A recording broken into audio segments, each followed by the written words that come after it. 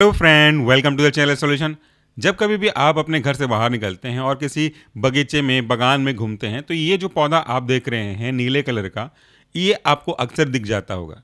ये पौधा जितना सुंदर दिखने में है, जितना सजावटी पौधा है, जितना बागवानी का पौधा है, उतना ही मेडिसिनल इफेक्ट वाला भी पौधा है।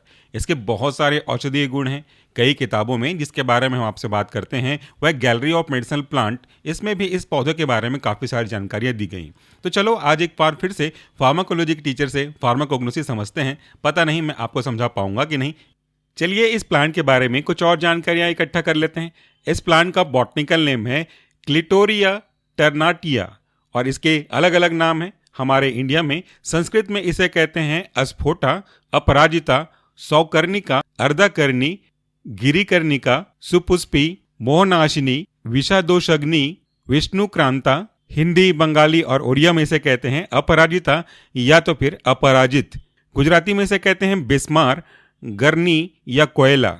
तेलुगु में इसे कहते हैं डिंटाना, गिलार्निका, नीला घेंटाना, शंखुपुव्वु। तमिल में इसे कक्का नाम, ककाटन, कवाची और कुरुविलाई कहते हैं।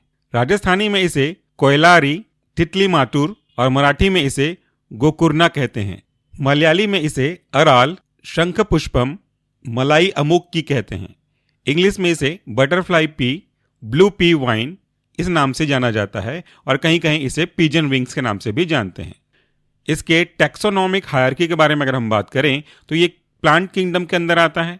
इसका फाइलम है एंजियोस्पर्म, फैमिली है इसका फैबेसी, जीनस है इसका क्लिटोरिया और स्पीसीज है क्लैटोरिया टर्नेटिया।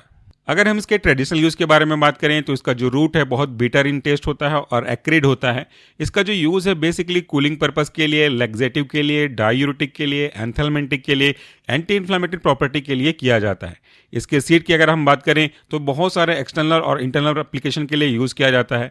इसका जो फ्राइड सीड है उसको रिकमेंड किया गया है एसाइड्स के फॉर्मेशन को रोकने के लिए और इसके साथ साथ इसको डाइजेस्टिव पर्पस के लिए, परगेटिव एक्टिविटी के लिए भी यूज किया जाता है। कॉन्स्टिपेशन में यह आपको राहत देता है। लीव्स की अगर हम बात करें तो लीव का यूज जो किया जाता है एमेटिक के रूप में, वोमिटिंग इंड्यूस करने के लिए, डायूरेटिक के रूप में और लैक्सेटिव के रूप में यूज किया जाता है। ये जो पत्तियां होती हैं एंटी इन्फ्लेमेटरी एक्टिविटी भी बहुत रखती हैं, तो उस केस में भी ये काम आता है।